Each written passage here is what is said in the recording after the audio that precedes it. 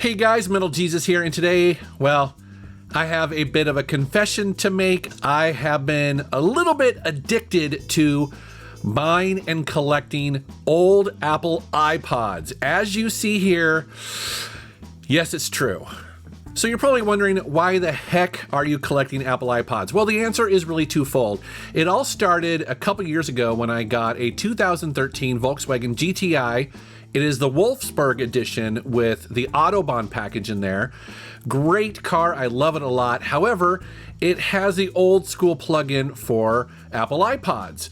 Now, of course, the stereo does support Bluetooth, and my smartphone works on it just fine.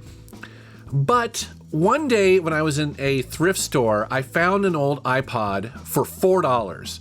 And I thought, wouldn't it be really cool to just take this old iPod, put my top 20 best favorite kick-ass albums on it, and just have it in my car available all the time. Because, if you own an iPod player in your car, you know that you just turn on your car and it's instantly there. There's no connecting. Those albums are just available. And it turns out, actually, I loved it way more than I expected to. And the other thing is, you guys know me, I love music and I love old tech, and so when I would be out game hunting at thrift stores and pawn shops, looking primarily for games, well, I would also be looking in the case to see if they had any old iPods that either I used to own back in the day, or maybe some of the models that I never did own and I'd be owning for the first time. And so that's what you see right here, the results of me collecting these iPods over the last couple of years. And I think I've got almost all of the different models that Apple put out over the decades. I think I'm only missing 3 or 4 of them, but it's been really interesting to collect these because some of them are, well, they're starting to get pretty hard to find, and some of them are actually getting to be quite expensive. Starting with the original iPod. Now, you might be surprised to learn, I certainly was, that these are getting incredibly hard to find these days. I actually had a search set up on Craigslist, and it took over 2 years for me to find the one that you're seeing right here on the screen. They're getting incredibly difficult to find and also really expensive. You can sometimes find them on eBay, but they'll often be selling for hundreds of dollars.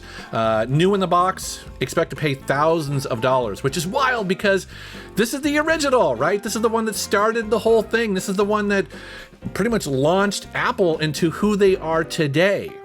So a couple cool things about the original iPod. Look at how thick this thing is. I mean, it's like a brick. It's shockingly big. At the time they had to do that because it had to fit a battery in there, but also, a hard drive. I mean, that was the big selling point of the original iPod, is that it had a capacity of 5 or 10 gigabytes, which was pretty much unheard of in other portable MP3 players. And then check this out, it actually has a physical scroll wheel, so it's not touch-based in any way. You actually had to move your finger, which is so wild. Now, I would love to turn this on and show it to you, but sadly, it has long been dead. The battery here is dead. I actually tried to get it fixed, and nobody locally will fix these anymore.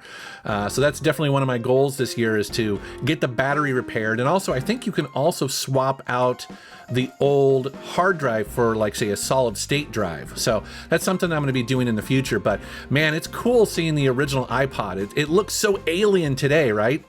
Now, I don't have the second generation iPod. That's one of them that I'm looking out for. That's the one where they introduced the touch wheel, and it also has those orange buttons on the top. I actually jumped into it when they brought out the third generation iPod, which you see here. Now, that was amazing because that basically had a capacity of 20 and 40 gigabytes, which at the time just seemed insane. And one thing I really like about this one is that they integrated the buttons for play, menu, and also backwards and forwards into that touch wheel, which is a really cool design element. I also thought it was really cool that Apple would engrave something on the back of your iPod if you ordered it directly from them. That's actually something that they still do today, but yeah, that was a really neat little touch. So if I ever sell this one off and someone gets it, it'll have my old band name on there. This one here is known as the iPod Photo, and the reason for that is because they added a color display, and also they thought that people would be just dumping all their photos on here, which you could do. I don't know how many people did that at the time. I didn't, but it was nice having a actual color display. In 2005, they introduced the iPod Shuffle.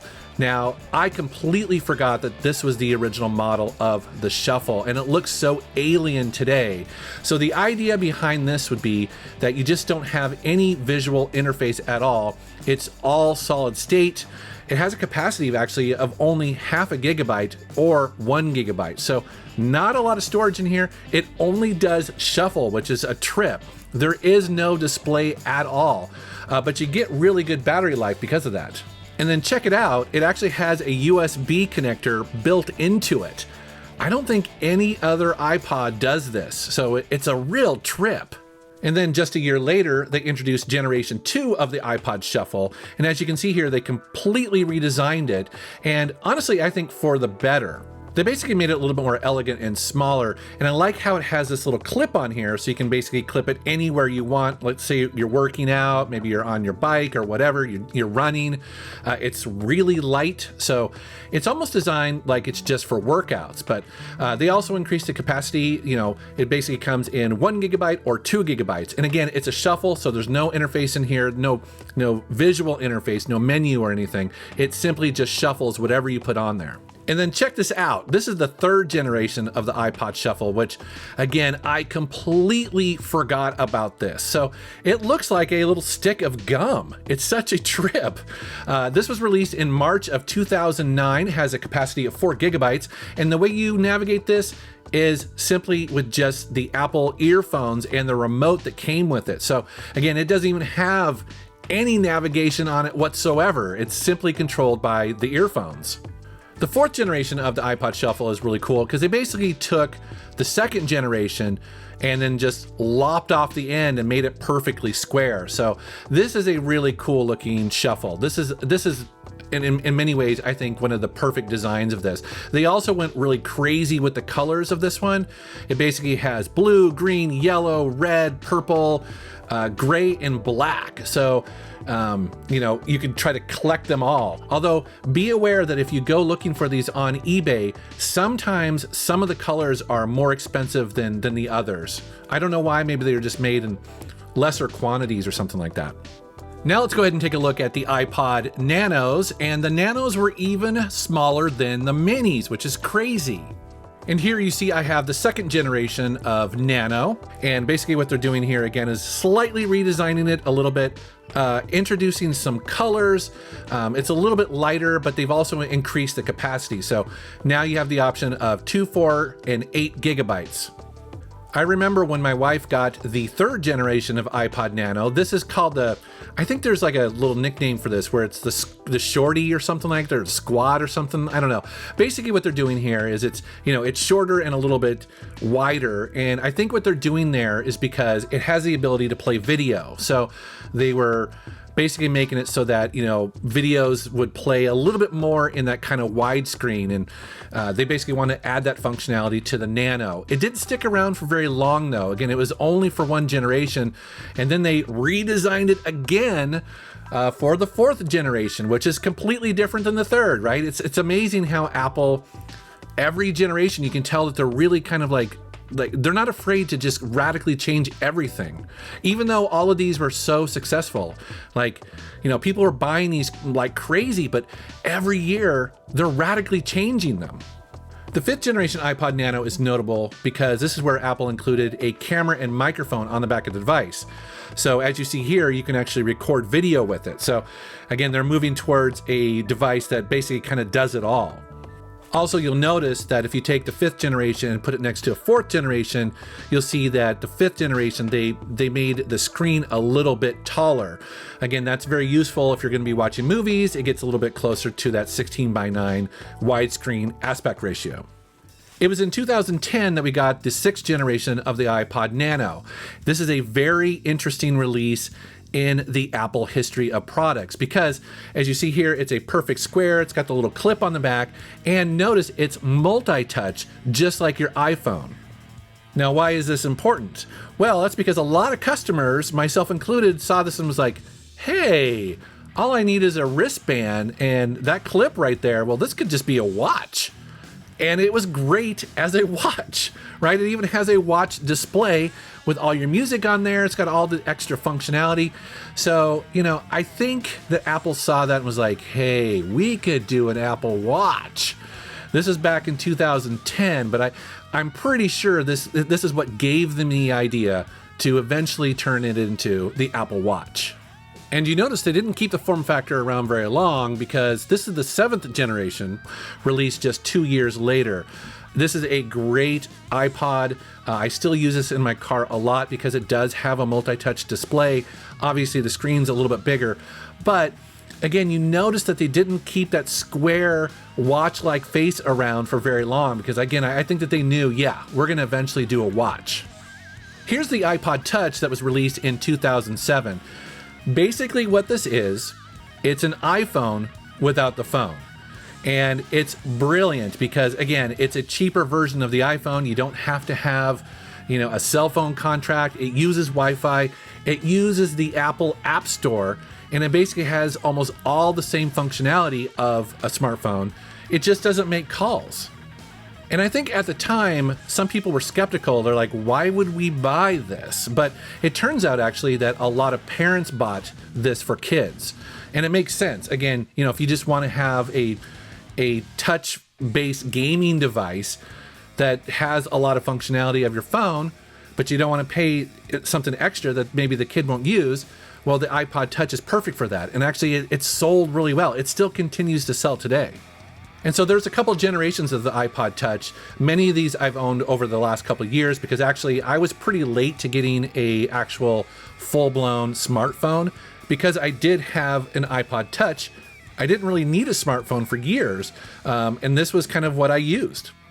And this has continued to be really popular for Apple. As a matter of fact, this is the only iPod that they sell currently. So they basically, as of 2021, if you go to their website, they'll still sell you an iPod Touch 7th generation. So very interesting to see, the longevity of the iPod, the evolution of the iPod. It's been an absolute joy to collect these. I will say, though, that one of the bummers of it, and it's not really that surprising, is that the batteries do eventually die. And so in some of these, sadly, the batteries just don't last that long. However, again, in my car, because they're always plugged in, it doesn't really matter, because they don't really need to run off the battery. So in many ways, I can still use these in my car for years to come. And actually what I do is I break up my music collection into different genres, and then I put different genres on different iPods, because my whole collection doesn't fit on just one. And so I'll have like a 90s Seattle grunge iPod that is just full of that sort of music, or I'll have a 80s hair metal iPod, or I have like a jazz one. I have one that's a complete mix of stuff. I have one that's all brand new music, stuff that I've picked up in the last year or so. And then basically what I do is I just swap them in and out of my car. I get bored with one and I pop in another iPod. And so I have to say, it's been pretty fun to collect these. For the most part, a lot of these actually have been really cheap. I've bought some of these for $4, $10, $15. Some of them actually have come with music on them. That's actually kind of fun. I bought one off of a guy on Craigslist, this big burly dude, right? And he sold me it, I don't know, it was like $10. And I get in my car and I plug it in, and it's all Britney Spears music. I mean, it's packed full of Britney Spears music. It was really funny. I formatted that one in case you're wondering. But yeah, it's a cool part of history. And I think it's getting a little bit lost. Some of these models have been incredibly difficult to find, if not kind of expensive to try to find. The batteries are failing, stuff like that. But it's a cool part of my collection. I'm still looking for the 2nd generation. Still looking for a couple of the color variants of the nanos and the minis, stuff like that. But I would love to know down in the comments if you have some fond memories of rocking your Apple iPods back in the day, or are you like me? Are you crazy and you're still collecting these or using them in your car? I would love to know down in the comments below. All right, guys, thank you very much for watching. Thank you for subscribing, and take care.